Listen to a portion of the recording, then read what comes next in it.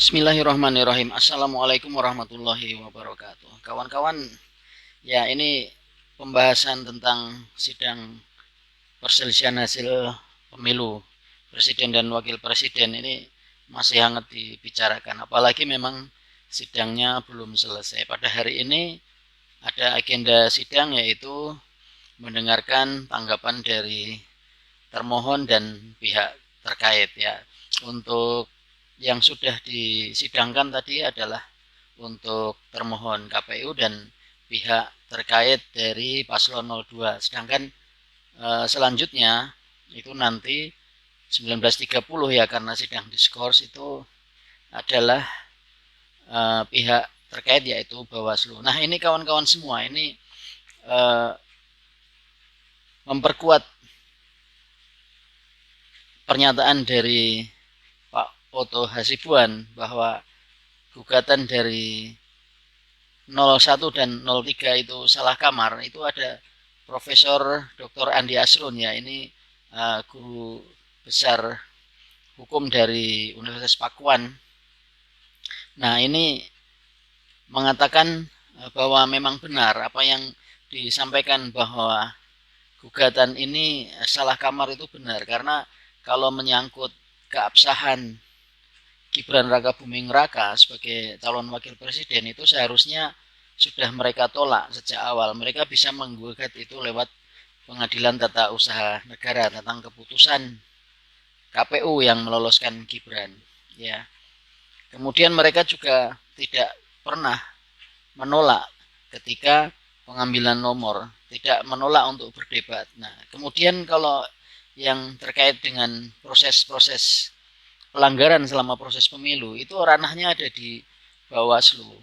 Nah, lebih jauh ini Profesor Andi Asrun ini mengatakan bahwa tim kuasa hukum dari 01 dan 03 ini tidak taat hukum. Bayangkan tidak taat hukum. Karena apa?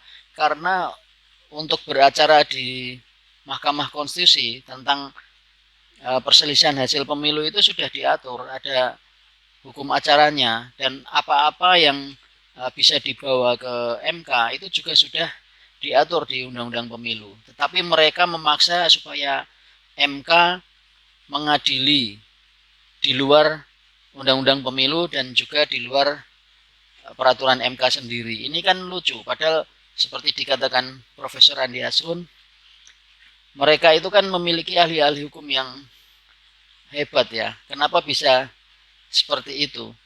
Menambahkan lagi, apabila KPU mengatakan bahwa apa yang disampaikan oleh 01 dan 03 itu manipulatif, Profesor Andi Asrun mengatakan mereka itu spekulatif ya.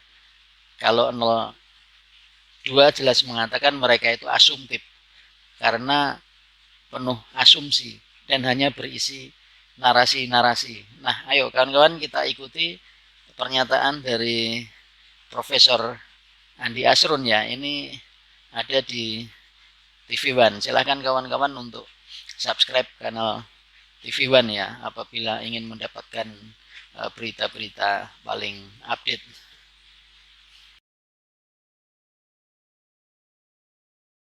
Saya sepakat ya, karena kalau saya lihat-lihat dari petitumnya mereka ini ya, 01, 03 itu kacau sekali ya. Ya terutama ini 01 ya, minta diskualifikasi, MK tidak bisa diskualifikasi. Kemudian dia perintahkan juga bahwa presiden tidak boleh cawe-cawe, tidak boleh pakai APBN untuk pegang pemilu. Saya kira itu di luar dari ranahnya MK ya. Jadi perdebatan atau pemeriksaan perkara di MK itu hanya terkait dengan hasil, ya, perolehan hasil. Nah, sebagaimana ditentukan diatur dalam pasal 474 Undang-Undang Pemilu. Kalau soal proses itu harusnya di Bawaslu, ya. Jauh-jauh hari kan waktunya panjang sebetulnya. Ya, kalau kita ambil titik acunya adalah pengumuman quick count ya. Jadi tanggal 14 itu sampai sekarang itu waktu panjang, sampai KPU mengumumkan hasil ya itu panjang juga, relatif panjang dan bisa dikerjakan secara cepat. Tapi saya lihat tidak dilakukan secara sungguh-sungguh, tidak dilakukan secara sistematis ya, kemudian juga secara berkelanjutan, malah memberikan kesan kelihatannya ini adalah satu peradilan sifatnya asumtif, ya asumtif. Dan menurut saya spekulatif. Kalau tadi misalnya KPU mengatakan ini manipulatif, saya lebih cenderung spekulatif. Karena 90% itu di luar dari materi yang seharusnya diperiksa di MK. Jadi pemeriksaan ini, persidangan ini buang-buang waktu, kalau menurut saya, buang-buang waktu. Karena begini Prof, ada narasi yang mengatakan bahwa mengacu pada Undang-Undang Pemilu, bahwa keberatan terhadap keabsahan Gibran ini seharusnya diselesaikan di Bawaslu, bukan di MK. Betul, dan harusnya kalau keberatan terhadap Gibran ini kan berulang-ulang dibilang. Sama misal Hotman Paris bilang, sudah bertemu 5 kali debat kok, sudah salaman, rangkul-rangkul, masa nggak mengakui orang? Ya kan? Ini kan secara hukum, itu pengakuan itu, nggak ada keberatan. Waktu mengambil nomor juga, terima aja semua. Harusnya ketika mau dimulai, keberatan. Tapi kan tidak keberatan. Keberatan semua ini, gugatan semua ini ada ketika kalah. Ya kan? Ketika kalah baru ngomong macam-macam. Dan kemudian mereka tidak menempuh. Kalau menurut saya ini, paslon 01 dan 03 itu tidak taat hukum. Harusnya mereka belajar betul dari lawyer itu. Pegangannya adalah undang-undang. Ya. Bukan pendapat, bukan opini, bukan asumsi. Jadi undang-undang. Kalau undang-undang mengatakan kita harus strict. Kenapa? Karena kan kita ikut berlomba, ikut kontestasi dalam pemilu. Pegangannya ini undang-undang pemilu. Taat pada undang-undang. Kalau Anda bikin yang lain, waduh itu namanya ngaco namanya. Ya, jadi saya lihat ini tidak konsisten ya. Padahal lawyer-lawyer senior juga, ya kan? Lawyer-lawyer senior. Jadi saya kira itu inkonsistensi ya dan menurut saya ngaco ini. Nah itu kawan-kawan ya, apa namanya, dibilang bahwa paslon 01 dan 03 ini tidak taat hukum. Mereka harusnya belajar, lawyer-lawyer 01 dan 03 itu harusnya belajar ya, belajar undang-undang pemilu. Nah itu, mereka juga mengatakan bahwa paslon 01 dan 03 ini inkonsisten ya. Mereka tidak konsisten karena tidak berpegang kepada undang-undang. Ya, gitulah kawan-kawan ya. Apa namanya? Mereka merasa mereka paling jujur, tidak curang. Akan tetapi mereka ternyata ini tidak taat hukum. Mereka mengangkangi hukum. Jadi gimana ini? Kita mengharapkan apabila salah satu dari 01 dan 03 ini terpilih, ya kan? Sedangkan mereka jelas-jelas mereka tidak taat hukum.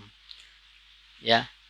Apa yang terjadi dengan demokrasi kita? Mereka mengatakan bahwa MK harus berani membela demokrasi ya gitu.